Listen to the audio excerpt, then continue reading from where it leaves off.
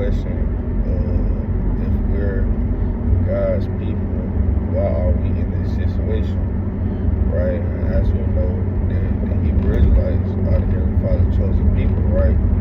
So-called Negroes, Hispanics, and Native Americans, right?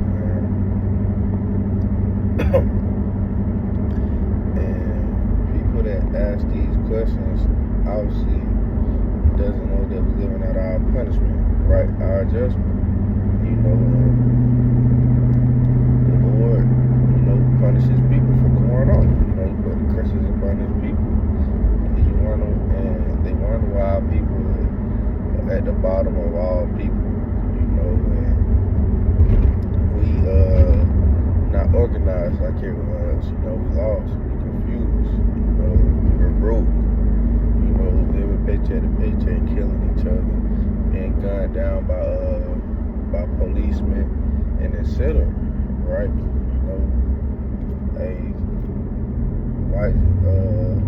Lights being cut off, no water, things of that sense, right? So,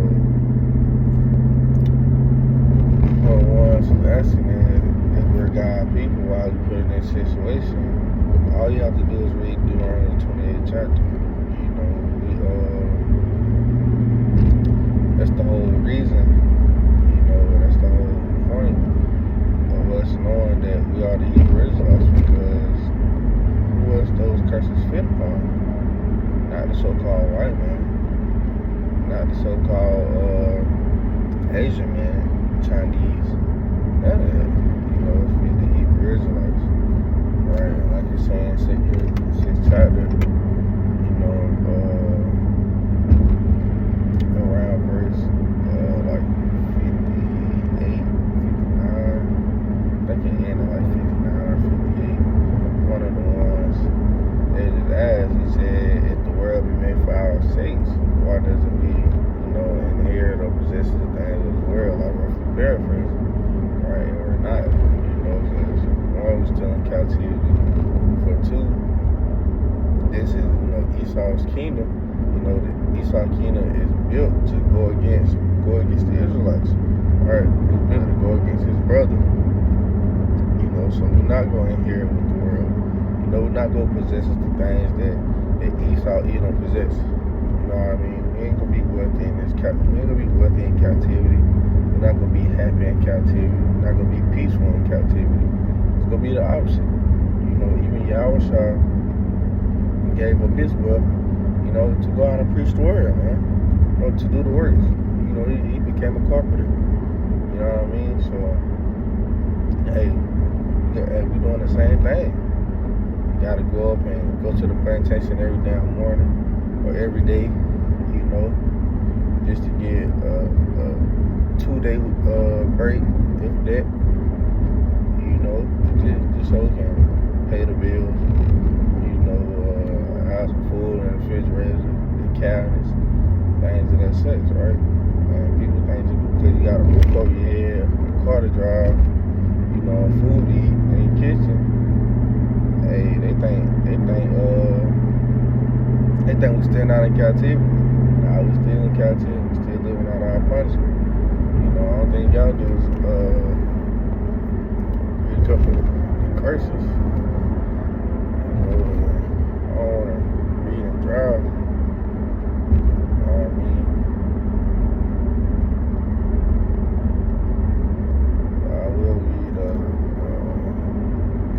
Verse or two, maybe 3.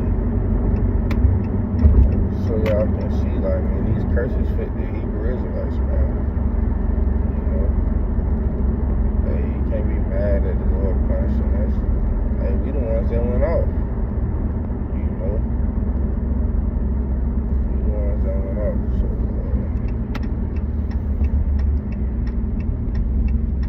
let's try to get to a complete stop. Alright, so this is the book of Deuteronomy chapter 28. Let's start at verse 15, and it reads, but it shall come to pass, if thou wilt not hearken to the voice of the Lord thy power, may of the Lord Yahweh thy power to observe to do all his commandments and statutes which I command thee this day, that all these curses shall come upon thee and overtake thee, right? So He already telling you, like, hey, you don't follow these, commandments and these statutes that I'm finna put out, and tell y'all, hey, all these curses, they gonna come upon thee, and they will overtake thee, right?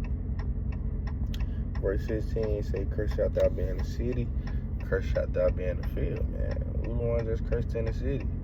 Living in the ghettos, Section 8, gunned down by policemen, strung out on crack, drugs, gotta sell drugs,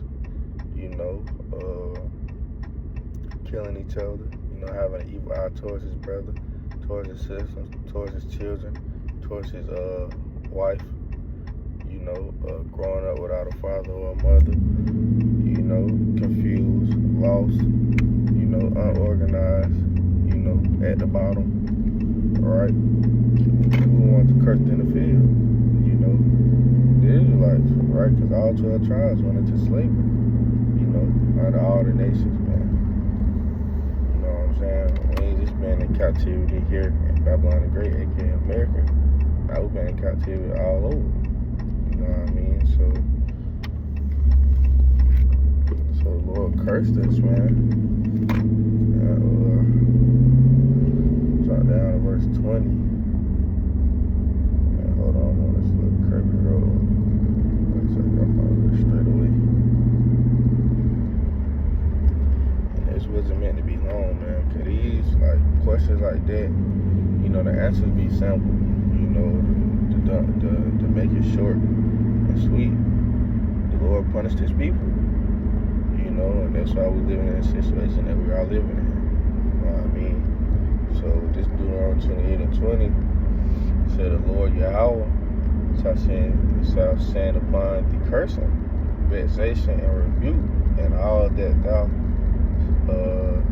settest in thy hand until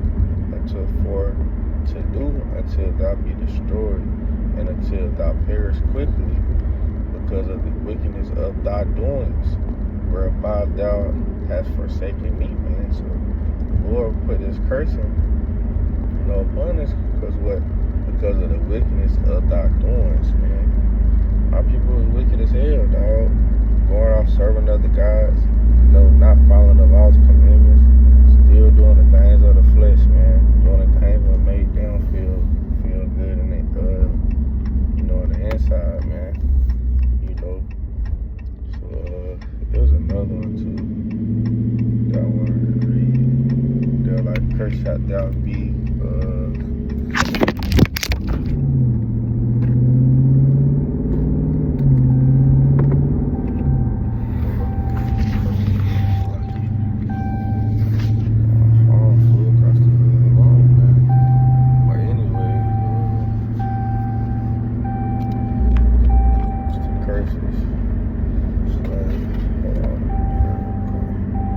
Shalt thou be coming in? Verse 19.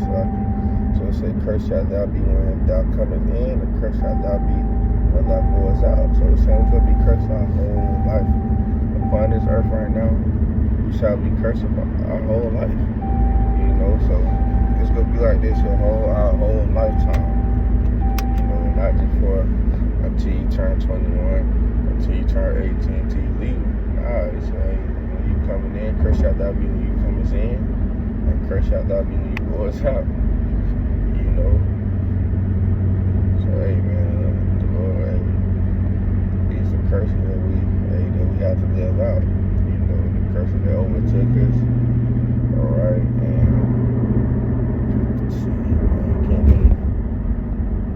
it's like the curse is so bad upon our people, that it's sad. Our women can't, our women hair don't go nice, long, and pretty anymore. We don't look how we used to look once upon a time, and etc. But this is how the curse is coming upon us. The roles are slowly reversing to Esau now, man. So man, we just have to endure all these things until the end, man. You can't let your situation, you can't let your lot, overtake you. Like you say, Matthew, the 24th chapter. In verse 13, he that shall endure to the end, the same shall be saved. You know, so you're not willing to endure these little trials and tribulations, these afflictions, these chastisements, you know, with the straight gate in the center, then you were never built for this. You know what I mean? We got to go through these things for our punishment. You know, and as we get through it, you know, you're there to the end, you know, the temptation in the center, that you will realize that, hey, this was nothing. You know, yes, it may be hard, you know, we ain't out here, we not, you know what I'm saying, you see everybody else living good, you like, damn, I wish I had that type of house, or damn, I wish I had this type of money, things and such, man, but all that shit is temporary, you know, all that shit just the ways of this world, things of that such, man, we're not here to live an American lifestyle, you know, we're not here to do those things, we're here to come to serve Yahweh Shah. Right? You're not willing to do that, you're not willing to endure, you're not willing to face the things that come with it, then, you know, this gospel ain't for you. You know, this truth ain't for you. So, you know, with that being said, I'm just leaning right down that note. Really about our precept down Java, so really more of a ranting lesson. But anyway, Lord, just edifying for whoever it may be, you know, for, you know, in that case, Barakatah Yahweh, Bahashim Yahushua.